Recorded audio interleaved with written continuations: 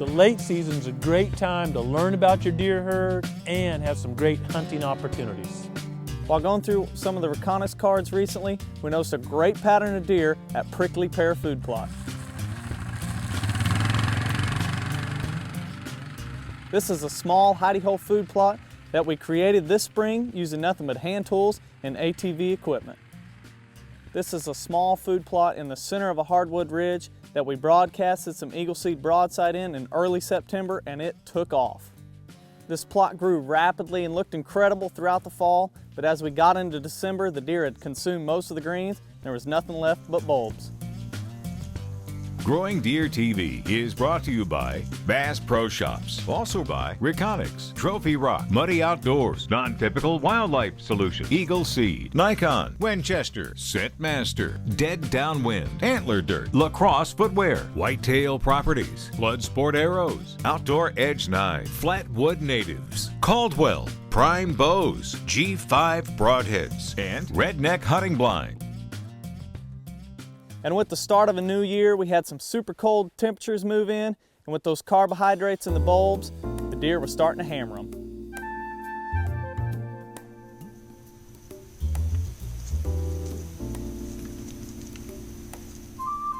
With anticipation that this might happen, we took a redneck bale blind and moved it on this plot about a month ago.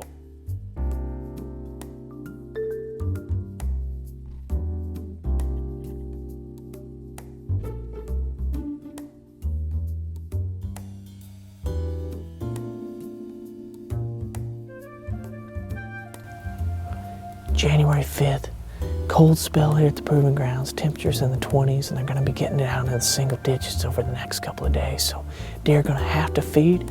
We're set up on an Eagle Seed broadside hidey-hole food plot. They've eaten most of the greens and they moved on to eating the bulbs. We've got a RECONYX camera set up on the other side of the plot. We've had a lot of action here, a couple of nice bucks in the area. Hopefully one of them shows up tonight. We hadn't been in the blind very long at all when we heard leaves crunching down the hill. It happened to be a button buck, and he was headed straight to the broadside.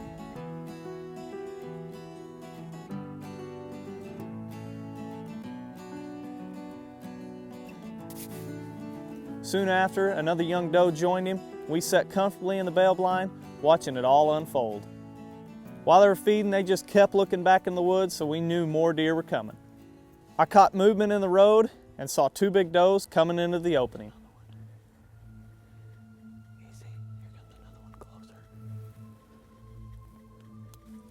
Although there's been a couple of hitless bucks in the area, we still have a management goal to reach, so we weren't hesitating to take the shot. I watched this doe feed out in front of the blind, and I got the okay from Daniel. You got it. You got her.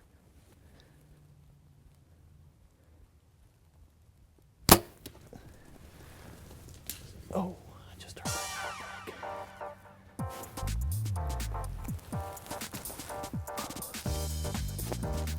You can see our setup.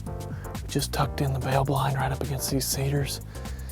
Probably, I don't know, a month and a half ago. It didn't take the deer long at all to adapt to it and start using the food plot. We had deer right here at 6 yards. First deer on the field came right by us, didn't even hardly even look at us, so it's awesome. You can see this was a great looking brassicas were about, the greens were about to knee height, and they've just hammered it. You can see where there's turnips frozen in the ground and they've still eaten them. There's chunks of turnips laying out here. It's incredible.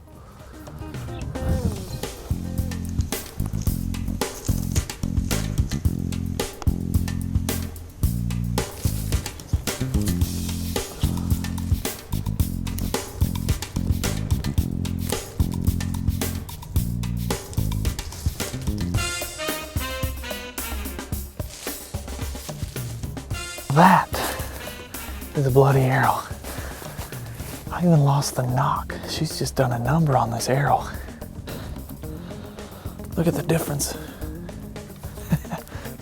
You see it? You see her? Whew.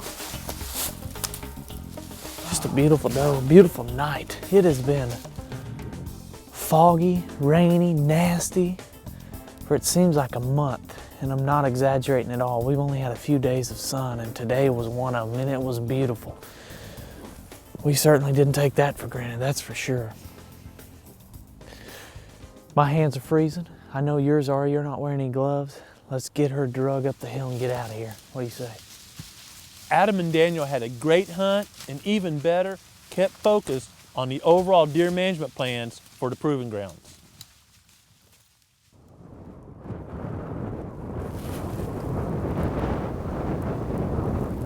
We've had a lot of great hunts this year at Tracy's Field Redneck Blind, so with the cold temperatures and the standing soybeans, we couldn't wait to climb back in the blind.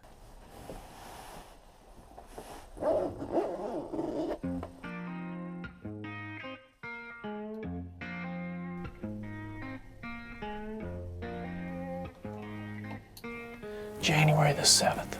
This afternoon it's super cold. We've been checking our RECONYX cameras. We've got a buck that's 9 or 10 years old by the name of Two-Face. He's been active in the area, but mostly at night. With these cold temperatures, it's the coldest day of the year, coldest day of the season so far for us. So hopefully with those cold temperatures, it'll bring him out and he'll have to feed during daylight hours, and he'll feed within range.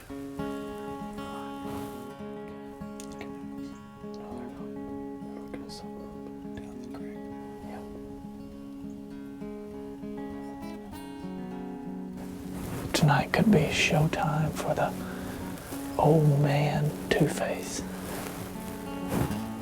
Boy, I would just, even if we see him, I've seen him every year during a hunt at some point. I've seen him. Haven't this year. He's been crazy though. He's getting senile. He doesn't know where home is. He just runs everywhere. Hopefully tonight though, I get to lay eyes on him. He's 9 or 10, at least. I would just like to, I would like to harvest him, but I would like to, whenever he expires and parts ways, I would like to see his teeth, just see what they look like. If he has any. Yeah. He just gums everything. Just before dark, I glanced out the window and caught antlers stepping into the field. No, it's that young buck he's running with though. It was the young buck what he was with last night.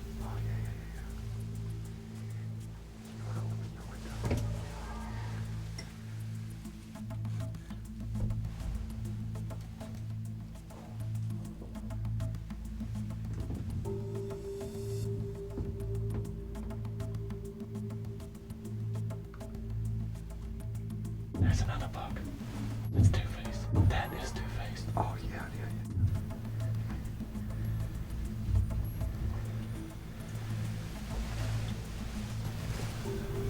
There you are, you old legend, you.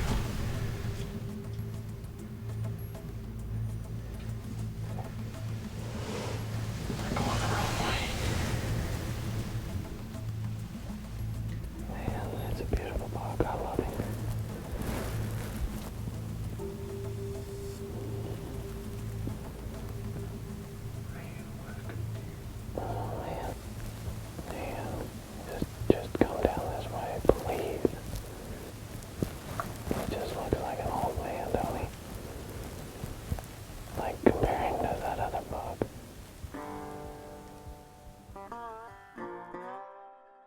As he starts walking in the other direction, we sat in the blind happy just to lay our eyes on such an awesome buck.